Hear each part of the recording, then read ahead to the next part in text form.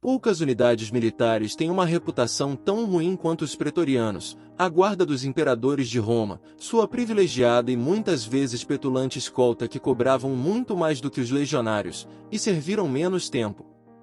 O corpo, que também acompanhava o imperador em campanhas, entrando em combate como soldados, teve múltiplas funções, incluindo as de polícia secreta, espionagem e operações clandestinas como assassinar inimigos do Estado. Foram precursores das unidades de elite dos guarda-costas dos líderes modernos, influenciaram forças como a Guarda Suíça, a Guarda Imperial de Napoleão e até a SS. Os pretorianos já eram denunciados na antiguidade por se tornarem frequentemente o poder por trás do trono, e por seu feio costume de colocar e remover, matando, é claro, Césares segundo suas vontades. Estavam acostumados a receber um pagamento extra cada vez que havia uma mudança de imperador, o que fomentava seu desejo de mudança. Um dos seus emblemas era o escorpião, que lhes caía como uma luva, embora, na realidade, fosse retirado do signo do zodíaco do imperador Tibério.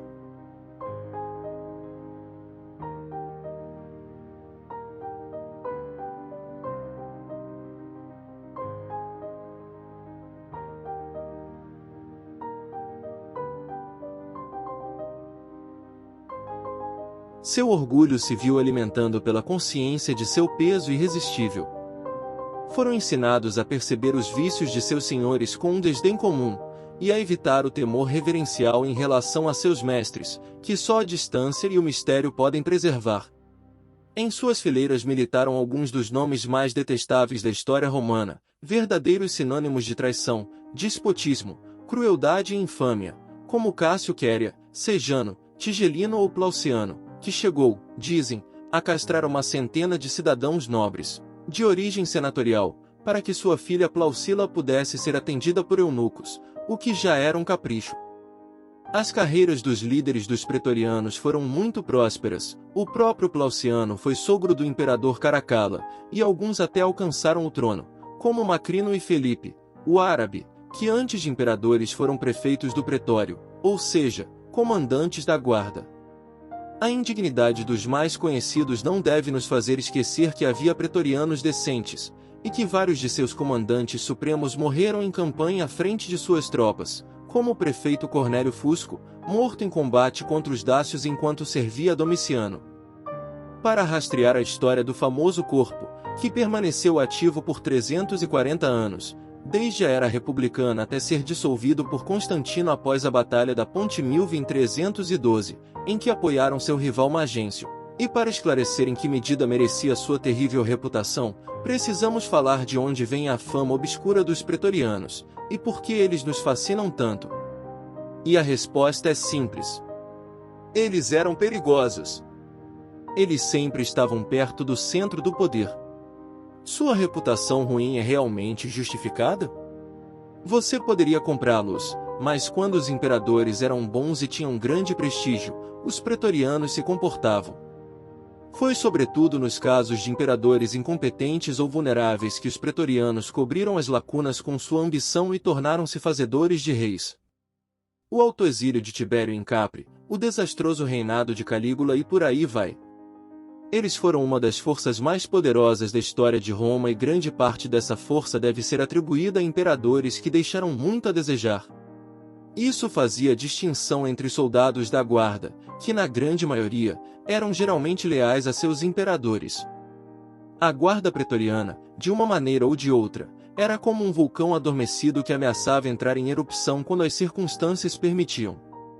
Um dos episódios mais famosos em que os pretorianos intervieram foi quando, depois de matarem Calígula, fizeram o imperador o relutante Cláudio, que tinha se escondido atrás de uma cortina e deu-lhes uma gorjeta generosa como suborno para comprar sua lealdade. Também é preciso desmistificar sua imagem de apenas senhores do poder, eles provavelmente salvaram a vida de tantos imperadores quanto os que arrebataram. Os pretorianos começaram como um destacamento de soldados, veteranos e de confiança, que protegiam como escolta pessoal os generais da era republicana, tendo seu nome a partir da loja deles, o pretório. Há referências a cortes pretorianas, que é o tipo de unidade do exército romano em que se agrupavam, desde o tempo de Cipião Africano, Embora líderes como Júlio César tivessem outros guarda-costas, em seu caso, uma guarda de hispânicos que o malfadado ditador teve a má ideia de dissolver antes do Idos de Março. Em todo caso, não encontramos os pretorianos verdadeiramente institucionalizados da maneira como os conhecemos até a época de Augusto. Foi ele quem estabeleceu uma força permanente de 9 cortes, cada uma consistindo de 500 ou 1000 homens, com acampamento em Roma, projetada para proteger o imperador e sua família, reprimir motins e desmantelar conspirações. À frente dos pretorianos estavam 2 prefeitos do pretório, que foram ganhando mais poder e proeminência por sua posição tão próxima ao imperador. Os pretorianos também tinham sua própria unidade de cavalaria. O momento mais sórdido da história da guarda, e de Roma, foi o leilão feito pelos pretorianos da dignidade imperial no ano 193, após o assassinato de Pertinax, que havia tentado colocá-los na linha depois que na época de Cômodo tinham se acostumado a fazer o que queriam, incluindo bater em transeuntes. Ofereceram o trono ao melhor lance, uma oferta indigna e degradante, um dos momentos em que eles e Roma foram ao fundo do poço. Quem comprou o trono, em ascensão, foi Didio Juliano, que durou apenas 66 dias porque não pôde pagar a quantia acertada com os pretorianos. Com as necessidades do império cada vez mais pressionando as fronteiras, foi combinado o uso dos pretorianos como uma força de combate militar, e acompanhavam o imperador pessoalmente em suas campanhas cada vez mais frequentes, como no caso de Trajano em Dácia e Marco Aurélio em suas guerras, até se tornarem parte, embora sempre privilegiados e portanto, invejados, do exército regular. A guarda pretoriana era bastante incomum até para os padrões da época, eles eram versáteis e até hoje não temos muitas informações concretas sobre suas vestimentas, o que permite que exista muita fantasia e imaginação. Eles mudavam constantemente, usavam uniformes vistosos quando estavam de guarda no palácio, armaduras especialmente projetadas para eles nas paradas, e equipamentos mais funcionais nas campanhas. Mas, muitas vezes, no cotidiano em Roma, eram muito discretos, se vestiam à paisana e não eram reconhecidos se não se observasse muito de perto. Faziam tudo o que o imperador precisava. Até mesmo esquadrões da morte ou parte da cenografia imperial, participando de demonstrações de poder. Cláudio colocou-os para caçar panteras diante do público e matar uma orca encalhada no porto de Ostia, e Nero transformou-os em plateia de suas performances artísticas e esportivas. Cumpriam missões em todos os lugares. Uma unidade foi até mesmo enviada para explorar o Nilo até a Etiópia, uma das aventuras mais curiosas do exército romano. E qual é a herança dos pretorianos? Eles nos mostraram o quão instável é a corda sobre a qual um governante autoritário se sustenta no poder. Ele precisa de apoio para ficar lá, mas sua guarda tem que ser poderosa para dar-lhe esse apoio. E seu poder pode tornar-se maior que o dele a qualquer momento. No teatro intrigante da história romana, os pretorianos emergem como personagens complexos, cuja influência se estendeu por séculos, moldando o destino de imperadores, e por consequência, o curso do Império Romano.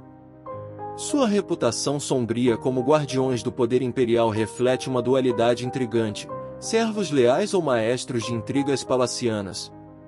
Ao explorar as intricadas camadas da guarda pretoriana, mergulhamos em um passado repleto de traições, ambições desmedidas e reviravoltas impactantes. A história desses guerreiros privilegiados é um fascinante microcosmo das dinâmicas de poder na Roma antiga, onde lealdade e traição eram tecidas em uma intricada dança. Essa narrativa oferece uma reflexão sobre a natureza efêmera do poder e a complexidade das relações entre governantes e suas guardas. Os pretorianos, com sua capacidade de fazer ou desfazer imperadores, servem como um lembrete contundente da fragilidade do domínio autoritário. Para continuar explorando as tramas e reviravoltas da história, convido você a se inscrever no canal Caminhos da História. Aqui, mergulhamos em narrativas fascinantes que desvendam os enigmas do passado e lançam luz sobre os eventos que moldaram o mundo em que vivemos hoje. A produção de conteúdo envolve esforço e dedicação, e se você apreciou essa imersão na história dos pretorianos e deseja contribuir para a continuidade desse trabalho, sua ajuda é valiosa. A chave Pix para contribuições estará disponível na tela. Juntos, podemos continuar desvendando os mistérios do passado e compartilhar essa jornada histórica única. Agradeço por sua atenção e entusiasmo pela história. Não perca os próximos episódios, pois nos aprofundaremos em outros capítulos intrigantes dos caminhos da história. Até a próxima!